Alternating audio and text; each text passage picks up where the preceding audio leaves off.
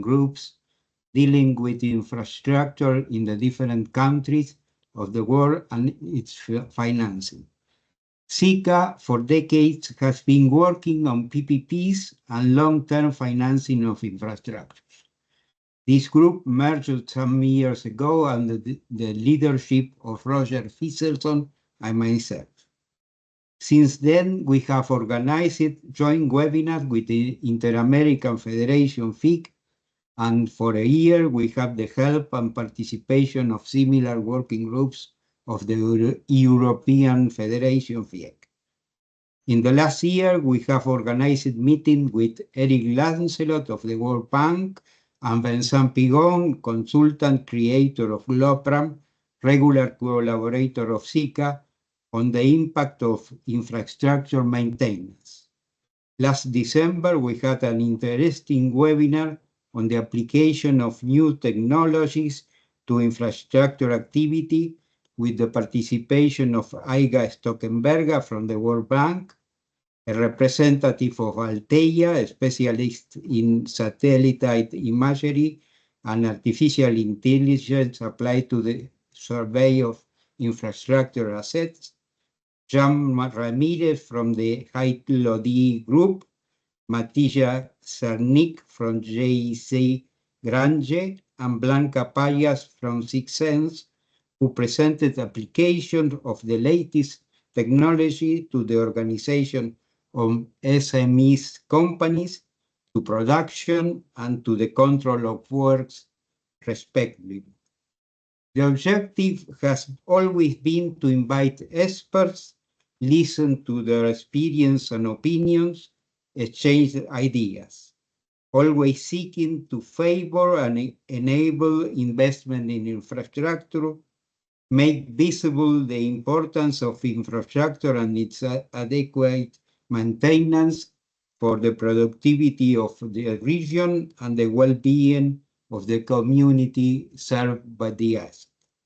Today, we are happy to present two experts who will talk to us about the economic impact of infrastructure.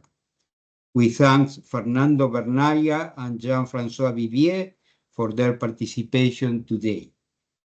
We begin by introducing Fernando Bernaya, lawyer, founder of the Bernaya and Pereira law firm, advisor to the Brazilian Chamber of Construction, CICA, and member of some of the CICA mission to Washington for the visit to the multilateral credit organization.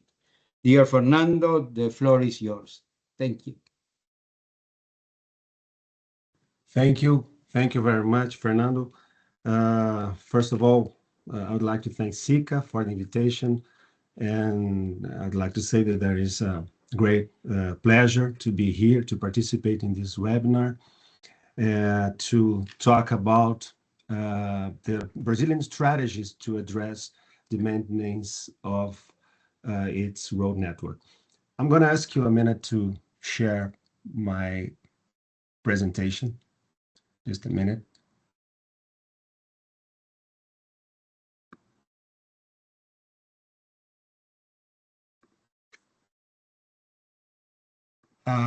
Do you see my screen? Not yet. Not yet, yeah. I always have a problem with this. Just a minute, please.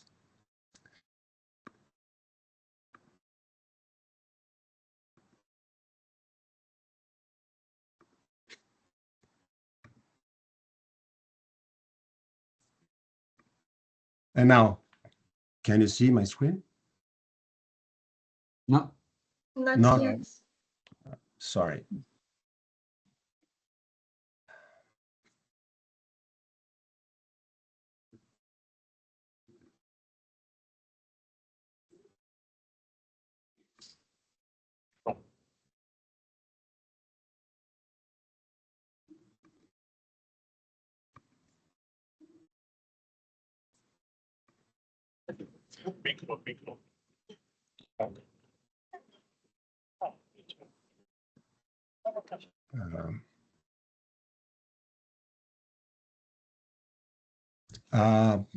Here is saying that system is blocking screen share session due to denied permissions. Do you want me to share your presentation, Fernando?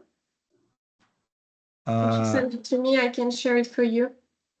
Thank you, Fanny. I'm gonna send you.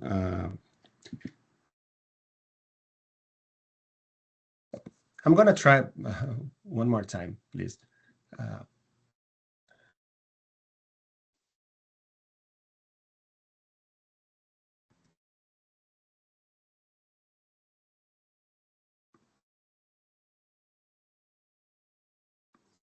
What about now? Do you see my screen? No. No. No. Okay, I'm gonna send you my presentation. I'm gonna send it by email, okay? Yes.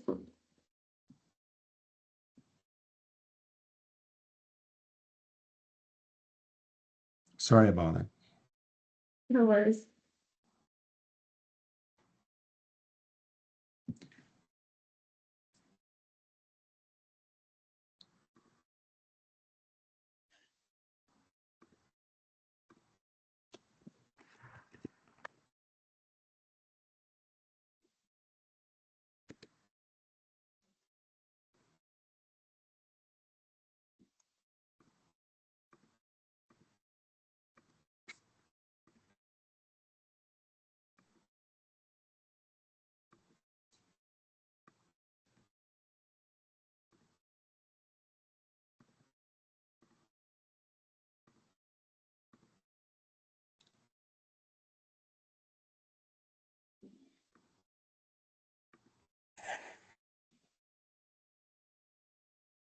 Maybe I'll take the opportunity then to maybe just say some words about FIIC's work while we are still waiting for Ondine to receive the presentation from Fernando. But we have it already, so maybe I'll just give the floor back. Do you see my screen now? Or? Yes. Yes. Yes. Yes, but is in presenting mode. How do you see? We can see, your entire screen. Now it's perfect. Okay, I'm sorry about this technical problem.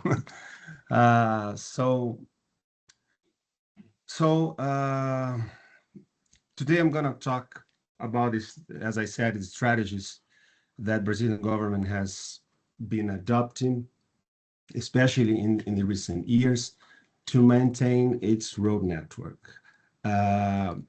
My approach here will be from a legal perspective, from a perspective of whom has worked as a legal consultant in public procurement during the last 30 years. Here in the first slide, we have a quick introduction about the overview of the maintenance of the paved road network in Brazil. As you see, the federal road network has 65,000 kilometers, and there are approximately 150,000 kilometers of subnational road that are under administration of the states and the municipalities. 22% of the federal network is operated by private companies through concessions and PPP contracts. So for this 20%, the road maintenance is provided by private operators, given the fact that their responsibility is incorporated in these contracts. In the other 78% of the road network, approximately, is under federal government responsibility. I'd like to mention that in the next couple of years, this percentage tends to change significantly because Brazilian government has already announced that in 2025, 15 new road concessions will be bid. Just to give you a reference about these numbers, Brazil has at this point 26 concession contracts in operation, and in 2024, the federal government bids 7 new concessions, and government is announcing now that we will award 15 new ones only in 2025, according to its pipeline of projects. So that is very significant, right? Because we just have 26 right now, but in the next year, probably we will have more, 15 new concessions.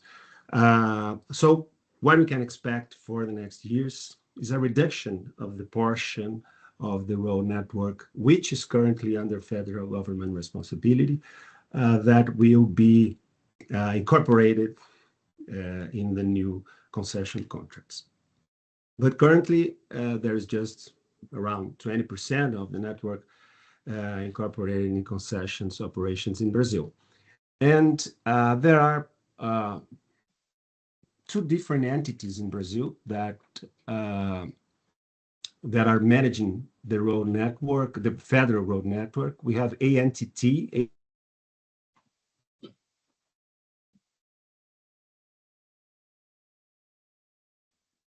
I think we lost Fernando. Budget, meaning that the investment and costs necessary to construct and to maintain the road infrastructure are supported by the users, as you know, by the tariff revenues. And we have, on the other hand, the DNIT. DNIT is a federal department inside the federal government that is in charge of the maintenance of the portion of the road network that is under federal government responsibility. And DNIT has adopted in the recent years basically 2 different strategies to provide the maintenance of this portion of the road network. Traditional contracts, we call PATO, PATO, that responds for 91.4% of the federal road network. And the NIT also adopts CREMA contracts, which are a more sophisticated contract model with a broader scope, long-term contracts, and which are considered performance-based contracts. This model of contract was introduced in the Brazilian experience with the World Bank support in the late 90s, beginning of 2000. And they have been improved during the years, especially in the subnational level. We are now in the 3rd edition of CREMA contracts in Brazil. Although currently they are underused in Brazilian experience in the federal level, because only 3.5% of the federal road network maintenance has been addressed by this type of contract. So here I would like to explain very briefly the main differences between these contract models. So firstly, regarding of their scopes,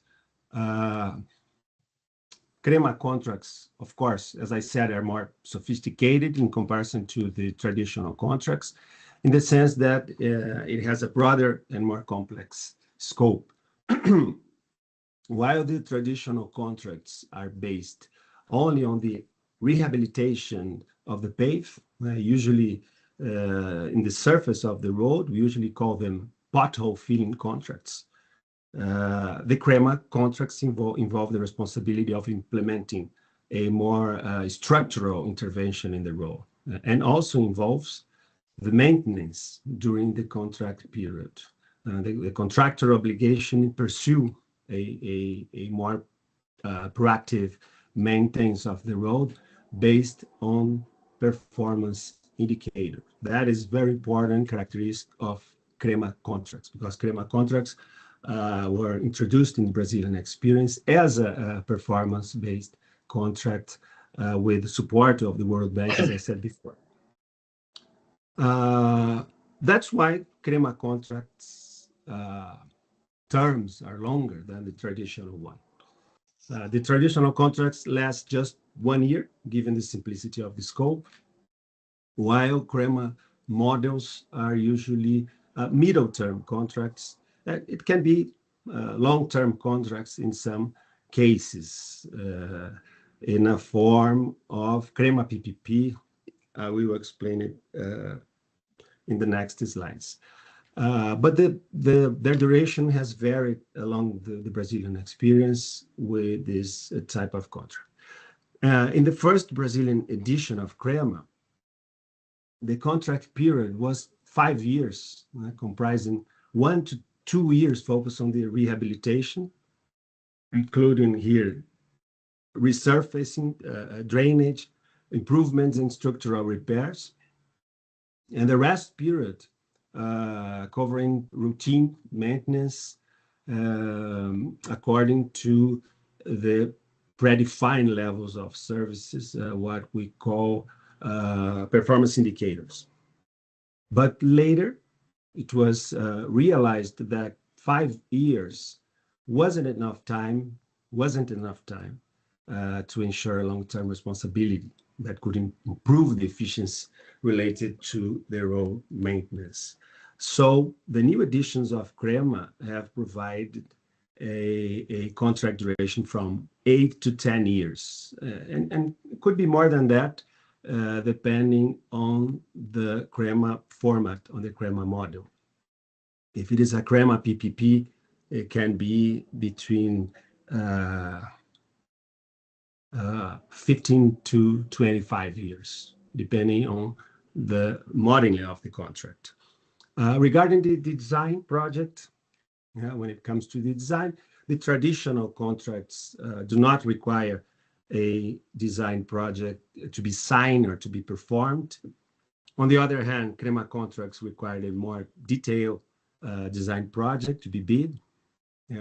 But even then, as being a performance-based contract, their scopes involve improvements and detail the design project. That's the philosophy behind the performance-based contracts. I would like to clarify that according to the previous Brazilian public procurement legislation, there were restrictions for the government to bid a contract like CREMA without a full or complete design project. There was a legal limitation for public administration to design a contract or to bid a CREMA contract without a complete design project. But this restriction was suppressed, was overcome by the current public procurement legislation that entered into effect in 2021. According to this new legislation, I can say, the public administration is allowed to transfer to the private constructor the obligation of building the design project detail.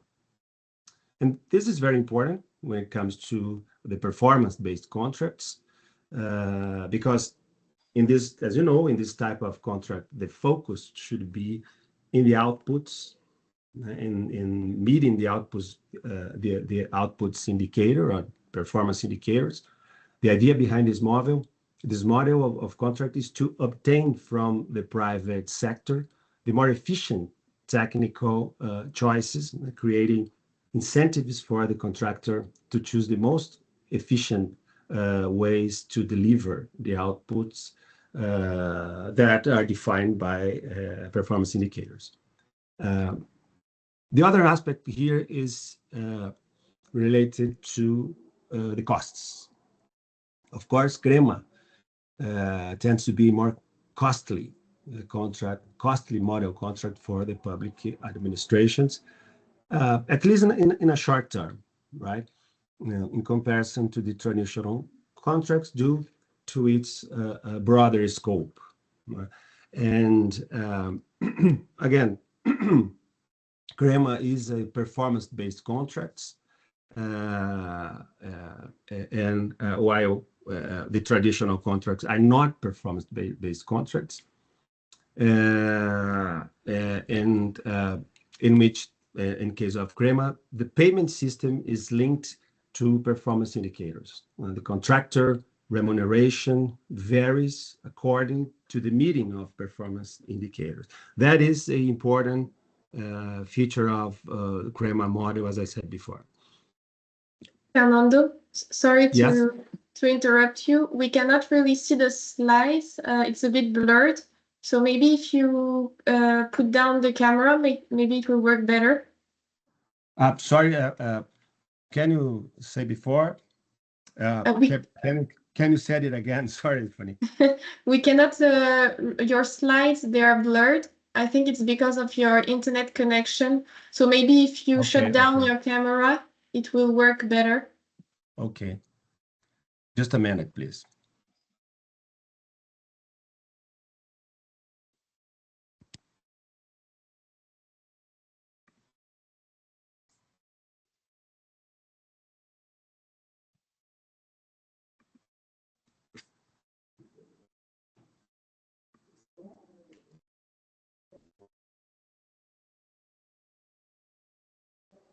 Okay, sorry.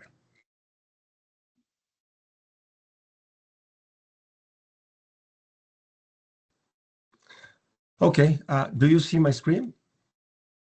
I guess we still can see your screen, but it's still blurred. Okay, still blurred. And then you should share your edition of the. But it was good a few seconds ago. It was clearer. No.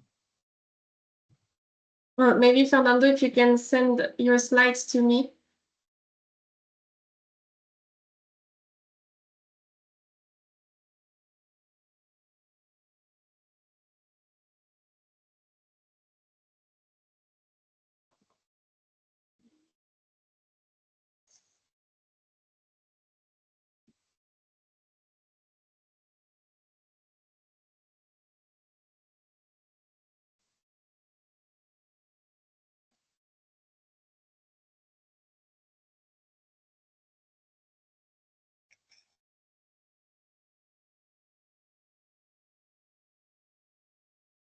This is a clear demonstration that the infrastructure is needed everywhere, especially the communication and data infrastructure. You are this very is right. A common claim from our audience. Okay, let's try it again.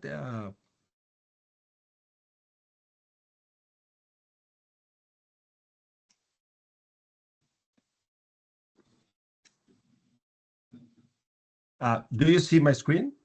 Yes. Yes. Yes. Okay. Clearly now. Okay, Yes, thank it's clear. you. Thank you. Yes. I have some minutes yet, right?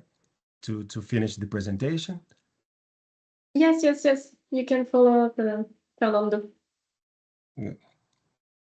So here you have a comparison between CREMA DBM, CREMA PPP, and the simplified concession. CREMA DBM and CREMA PPP are the new CREMA models that are under implementation in Brazil with the support of the World Bank. And the simplified concession is a program that Brazilian federal government is developing at this time. First of all, in terms of scope, the CREMA DBM involves final design, rehabilitation, maintenance, while CREMA PPP and the simplified concessions involve not only the design, detailing the rehabilitation and the maintenance, but also the financing, the construction financing. That is the main difference between CREMA PPP simplified concession in comparison to CREMA DBM. DBM means design, build, and maintain. In terms of the contract duration, the CREMA DBM has 8 to 10 years contract period, while the CREMA PPP, that is a government-based PPP, and the concession, that is a user space PPP, have a longer term, 18 to 25 years, depending on the case.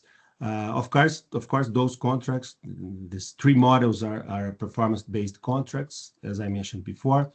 In terms of the public budget commitment, CREMA PPP is considered a budget-funded contract because the contractor remuneration comes entirely from public budget, from public payments, in the sense that there are no tariffs or users payment integrated in the payment mechanism. In CREMA PPP, there is a possibility of tariffs revenue, depending on the case. I would like to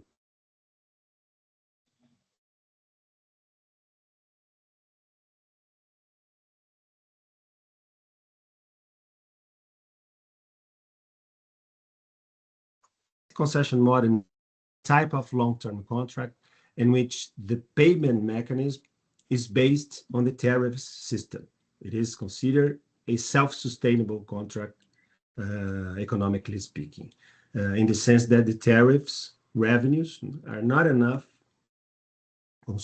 enough to cover the investments and the operation costs involved in the construction and the operation of infrastructure. Apart from the classic concession, there are a PPP model in Brazil, which is very similar to the classic concession, but the difference is that the payment mechanism in a PPP, it is always integrated with public payments.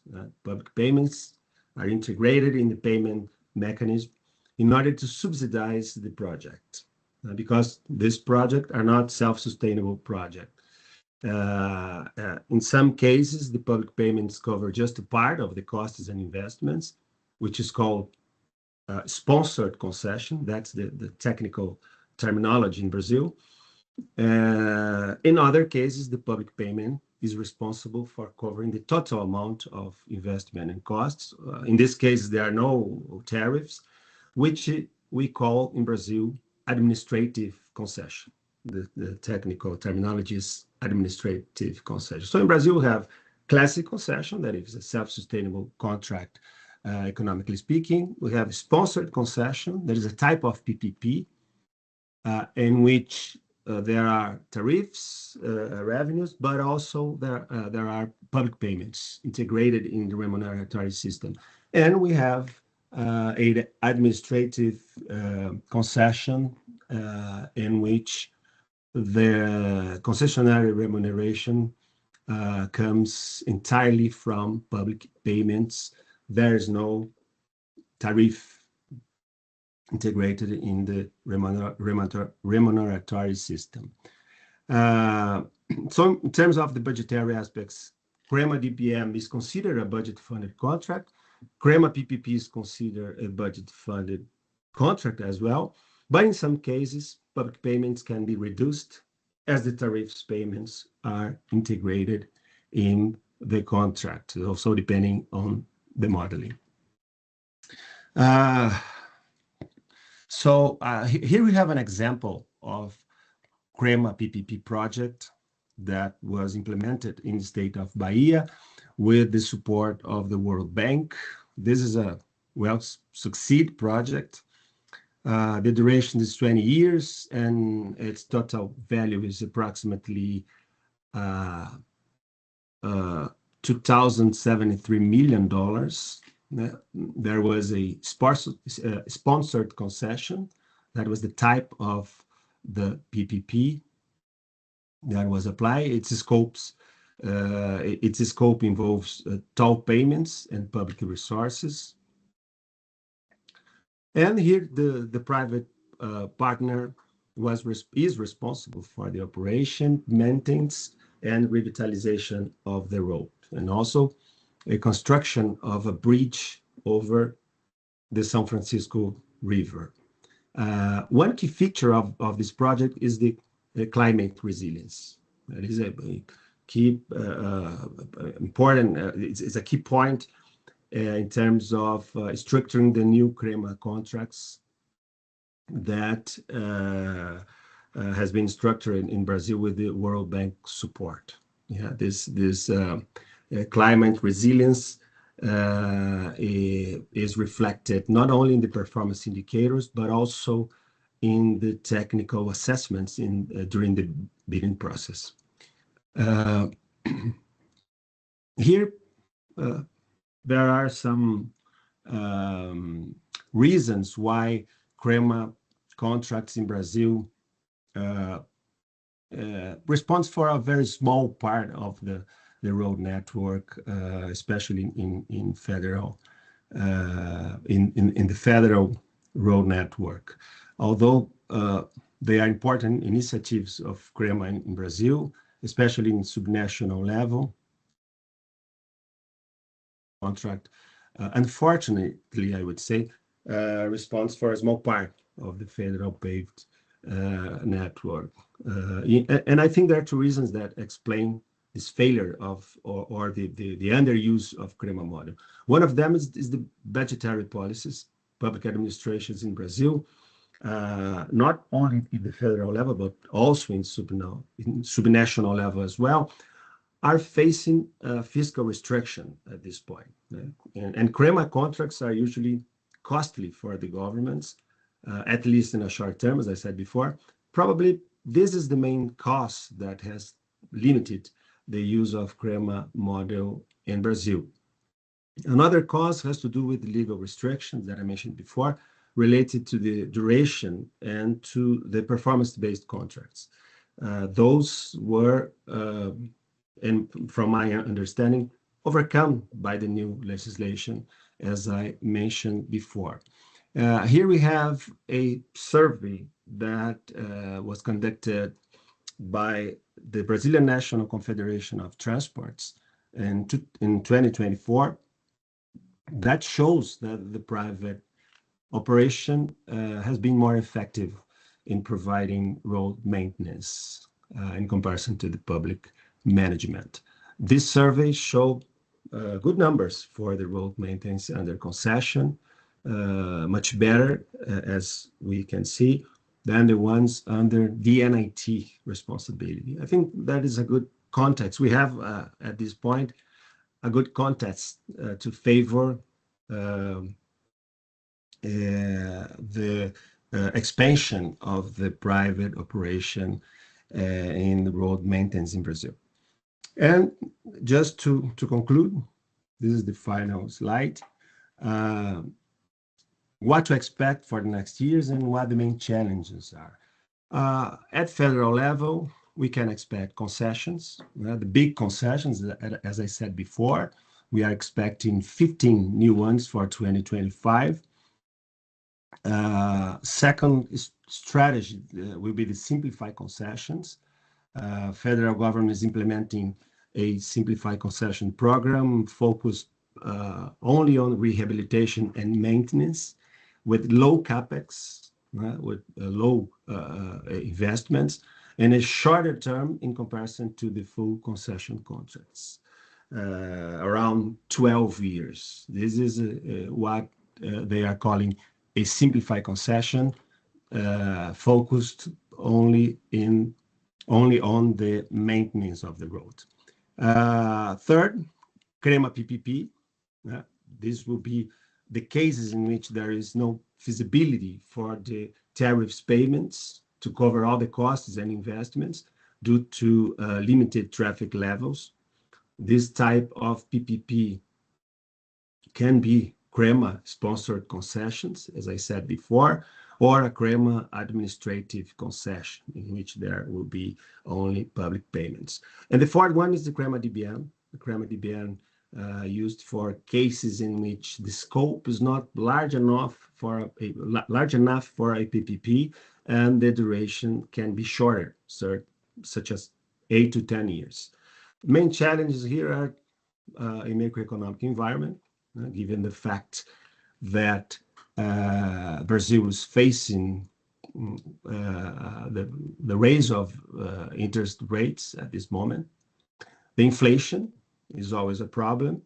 Now, at this point, the inflation in Brazil is under control, but it's always been a critical concern in terms of long-term projects. And the volatility of the current exchange, how to address the current exchange risk. This is a critical problem as well. But I think the recent PPP and concession contracts have been succeeding in addressing this kind of risk. And of course, the fiscal constraints for those projects that depend on the public budget. At subnational level, we also have concessions under developing and CREMA DPM and CREMA PPP. World Bank is supporting many states in preparing these projects.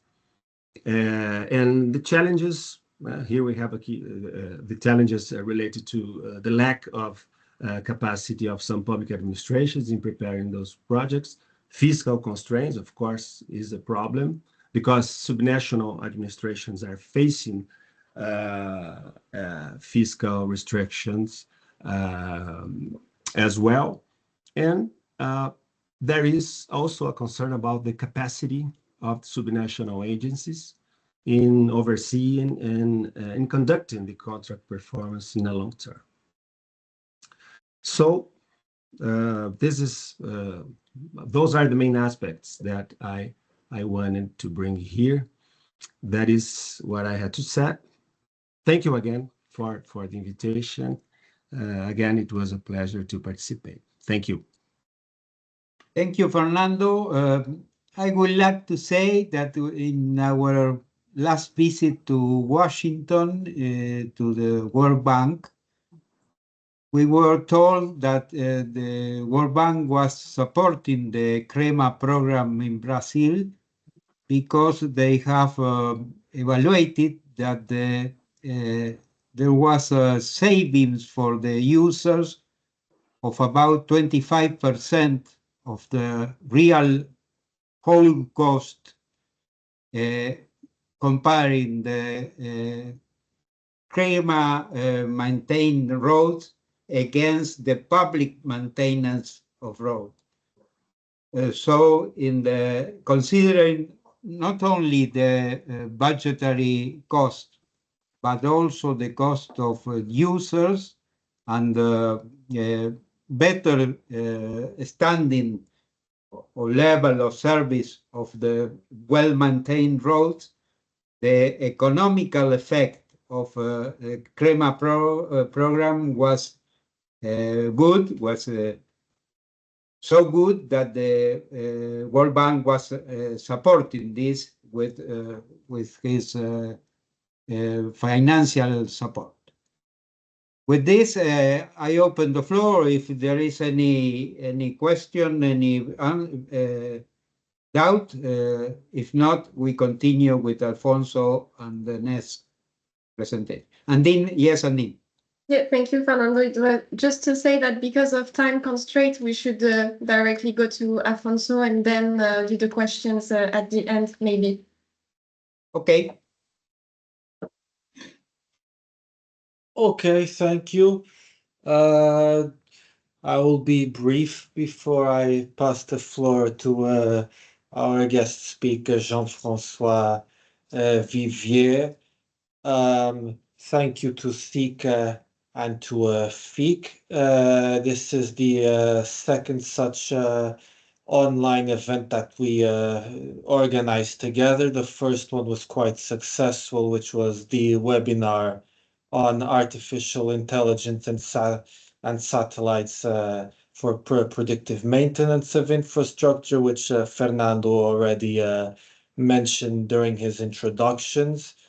For FIIC, as many are aware, one of the key messages or one of the priorities which we've identified and we always try to convince decision makers is that investment in infrastructure should be put at the forefront of the agenda, also for environmental reasons, safety reasons, and of course for reasons of competitiveness as well.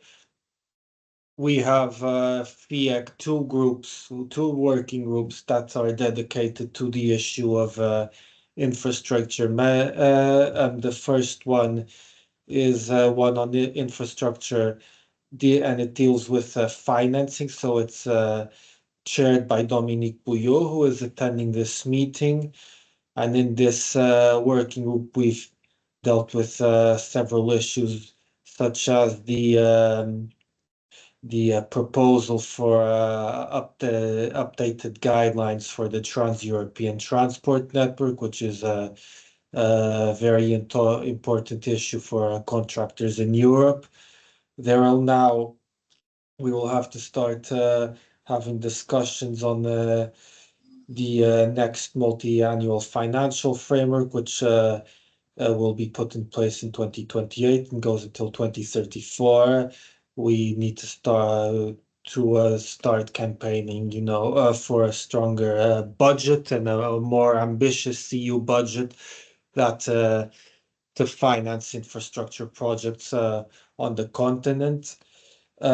We've also have another working group that is on structural maintenance. The focus of this working group has mainly been on bridges. It's chaired by, for those who know, by Christian Pridon,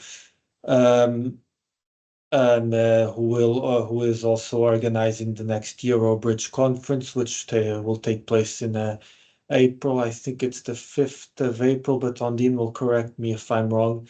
11th, sorry. It's on the 11th.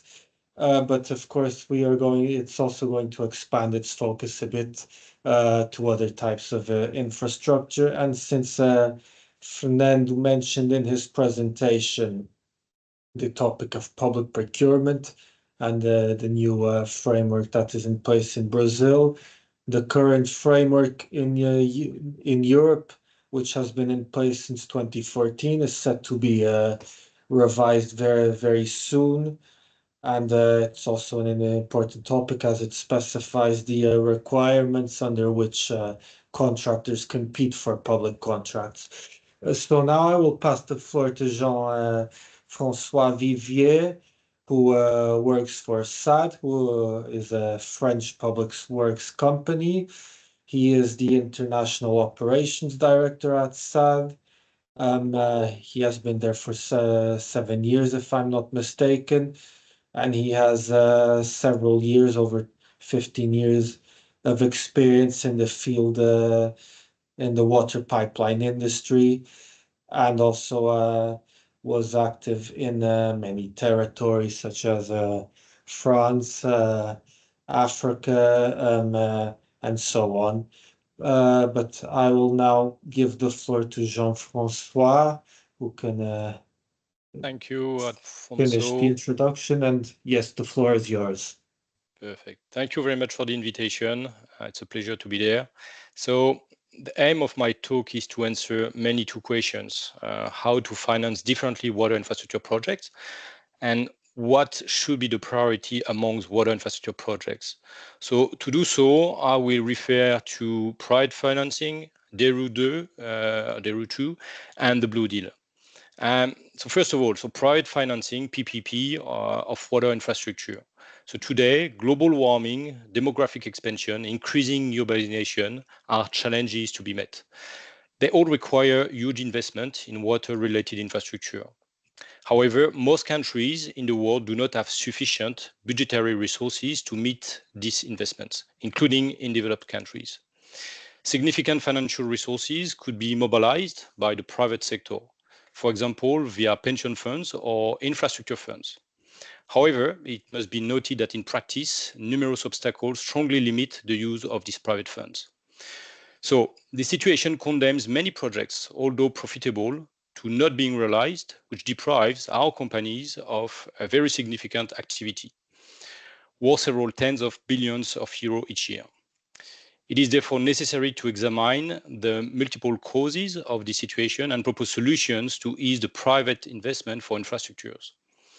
Overseas, it could be interesting to use the Global Gateway Initiative, which aims to be the EU response to China, One Belt, One Road. It will finance 300 billion euros of investment for sustainable and high-quality projects between 2021 and 2027. In 2023, 90 key projects were launched worldwide in many sectors, including infrastructure. So, in which way could we use the global gateway to facilitate private investment in infrastructure? For example, one of the main problems is that many private funds require counterparties with a minimum rating of A to invest. In emerging countries, the needs are huge and few countries and even less communities comply to this request, which leads to the need to use credit insurance to guarantee investors. But investment in infrastructure, in most cases, are amortized over a period of up to 30 years, periods considered far too long in the world of this credit insurer, which are limited in the base case to 10 to 15 years maximum. And this is considerably reduces the numbers of projects potentially financeable by private funds. The Global Gateway Initiative could decide to set up a guarantee fund which would take over from credit insurance or which would replace it if necessary. This would allow a very significant leverage effect, and the European Union, with a constant budget, could contribute more significantly and faster to the realization of more infrastructure projects in the beneficiary countries. For our companies, this would provide additional export growth potential, which would be good for us. So now I'm going to move to DERU 2, different approach for answering partially the second question. The revised European directive about wastewater and stormwater came into force at the beginning of January 2025, so this year. For European companies, different impacts should be considered. First of all, development of activities. Most of cities between 1,000 to 2,000 equivalent inhabitants must have a wastewater network and wastewater treatment plant. It was already the case for cities, but over 2,000 equivalent inhabitants. Most of existing wastewater treatment plants must improve their performances. Problem links to stormwater, such as flooding or pollution, must be analyzed and adequate plans should be established. Technical solutions are available and have already been used successfully, as in the cities of Paris and Nîmes in France, for flooding prevention. Secondly, maintenance. The lack of waterproofing of old wastewater stormwater network is the main cause of contamination of natural environments, like water table, by contaminated water. It's surprising that the obligation to check existing network and to repair them if they are leaking is the great absence of the directive DERU 2.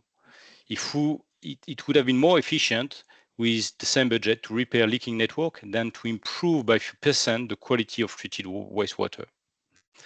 So overall, a rational maintenance policy, which would include preventive maintenance, must be implemented by all the communities with a sanitation system and not only the largest of them. Last part, talking about the Blue Deal. As we all know, at the end of 2023, the European Commission put on the table a new plan, the Blue Deal, to improve water, wastewater, and stormwater systems, including their resilience facing climate changes. Unfortunately, in spring 2024, Peasant's consultation led the European Commission to withdraw this initiative. At the end of 2024, the newly elected Commission announced a plan for water and wastewater, mainly considering the resilience of countries against climate changes. In our opinion, it is better to finance infrastructures to prevent large flooding than indemnifying billions of euros to repair or replace what has been lost. So I hope that through this approach, referring to PPP, DERU 2, and Blue Deal, I've been able to provide answers, potentially solutions on those two key questions that were, as I said at the beginning, how to finance differently water infrastructure project, and where should we focus on water infrastructure project while there is need everywhere, where technically speaking we can offer solutions and where the focus should be on. Thank you for listening, and if you have any question. Thank you, Jean-François. I think, Ondine, how shall we do it? Do we just take all the questions together for the two presentations? If Yes. that's the case, I think that's then okay. I think Fernando has a question. He has his hand raised, so I pass him the floor. Okay, thank you.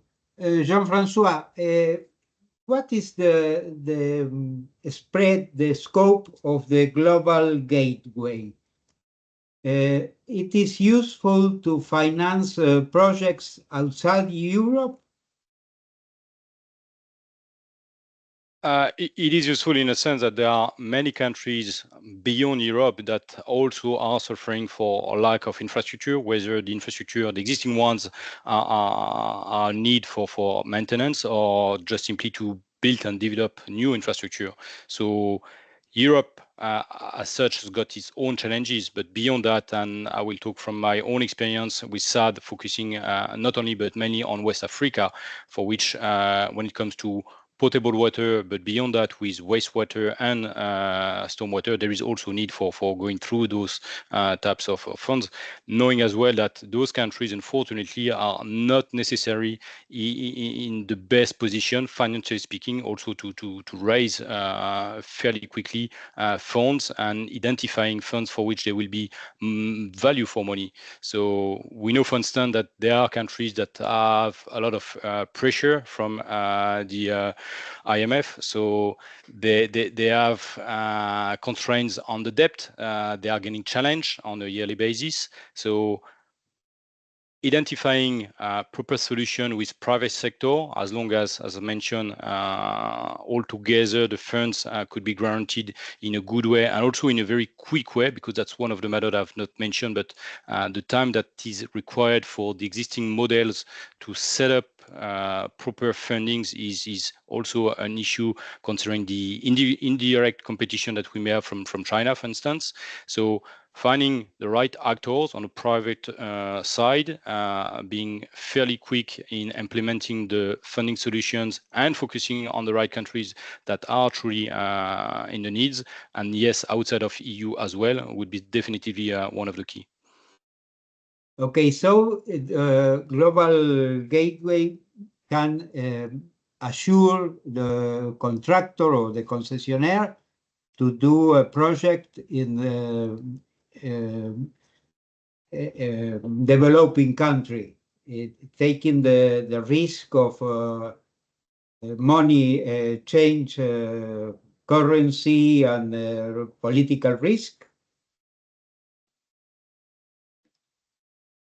It is certainly not the only, but some of the reasons indeed for private sector. It might be complicated to have limited sort of guarantees. So yes, indeed, those examples that you have mentioning, that's something that ideally through the global gateway should be also ensured. Yes, if I can say some words about that question.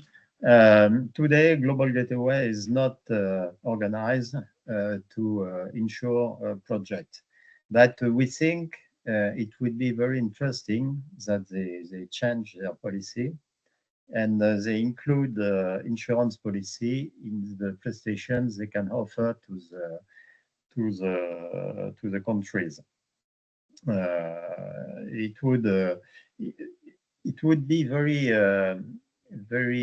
efficient, because today multilateral banks are very long to set up fundings. It's around 10 years, and we know that the Chinese can fund projects within 2 or 3 years, and for many of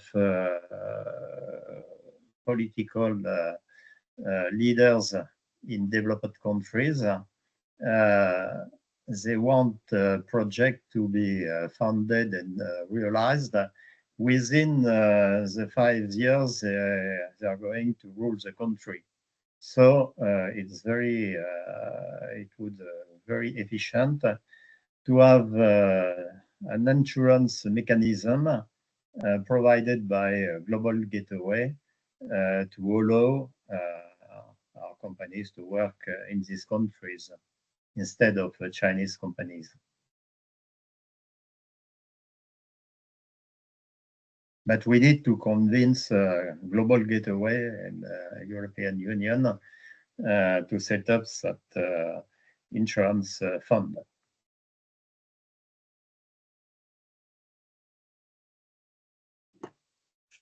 Fernando, you can go again.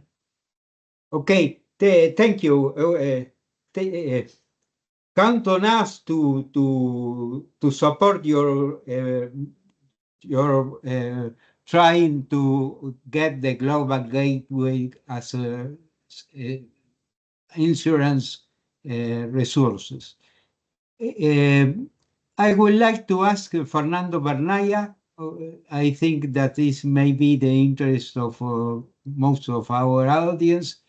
If foreign companies are allowed to participate in the CREMA program in Brazil, in the federal or in the state level? Yes, Fernando, of course, international companies are allowed to participate in the public biddings in Brazil, in general, not only in CREMA contracts, but also in concessions and PPP. And I would say that is a target in the federal government planning. The idea is to enlarge the participation of international companies to turn the bidding process a more competitive bidding process, because especially regarding the bigger concessions and PPP contracts, there's no market in Brazil. There's no developed market in Brazil. There are few big companies that have the capacity to participate in this public bidding process. So yes, in general terms, I would say international companies are allowed to participate in this tender process. But of course, depending on the requirements in each case, but in general, I would say yes, and it's not just not just allowed to participate, but the government wants to have a more international companies participating in the Brazilian bidding process related to these concessions, PPP, and CREMA contracts. In this case, there is a sovereign guarantee. It's a country guarantee on the contract. Yes.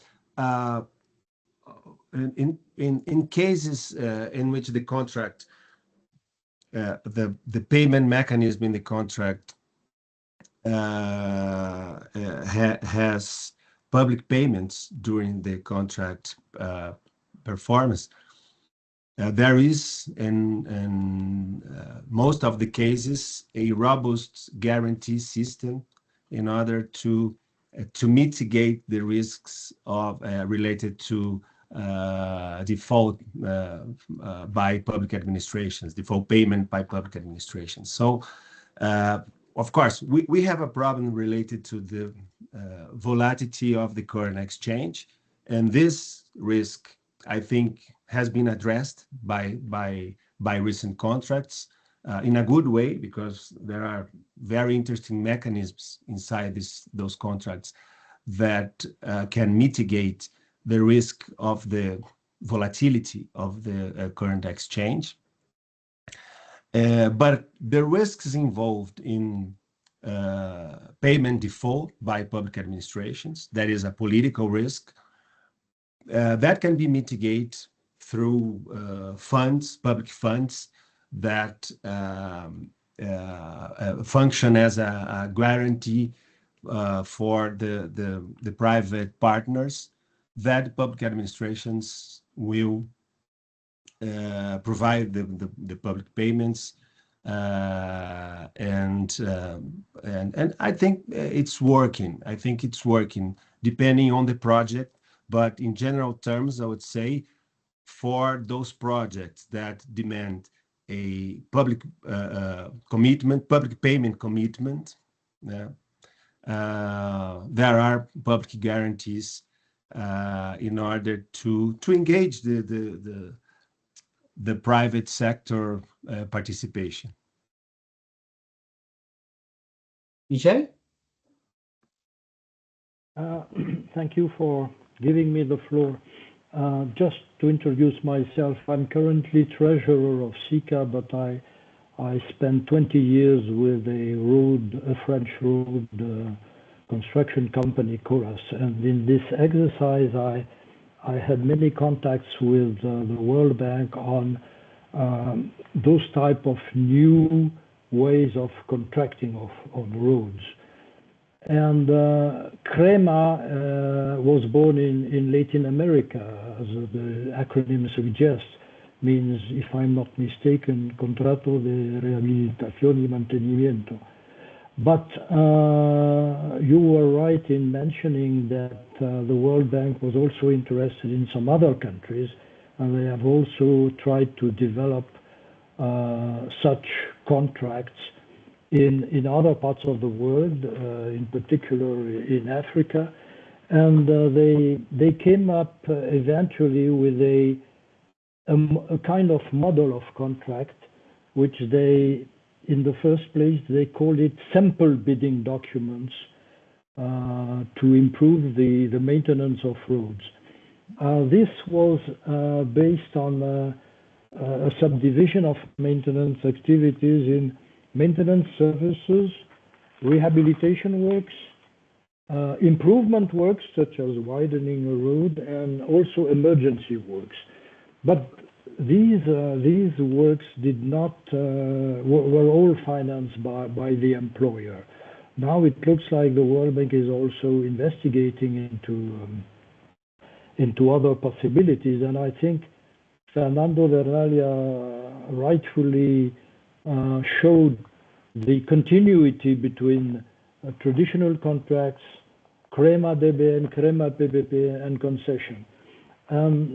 I think it's very interesting and very interesting approach. I think it can be a very good pedagogical tool for both employers and contractors.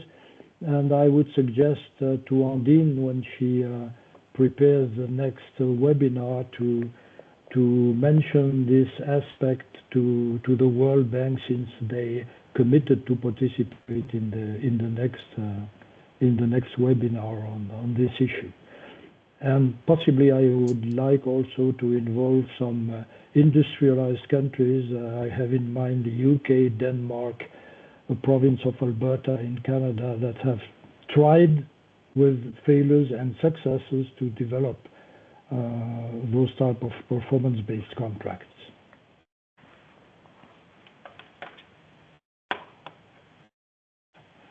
And Dean? Well, do we have any more questions? No? Well, if we don't have, then I will thank you very much for joining today's meeting. As I was saying, the meeting is recorded, so you can find it on CICA's social networks.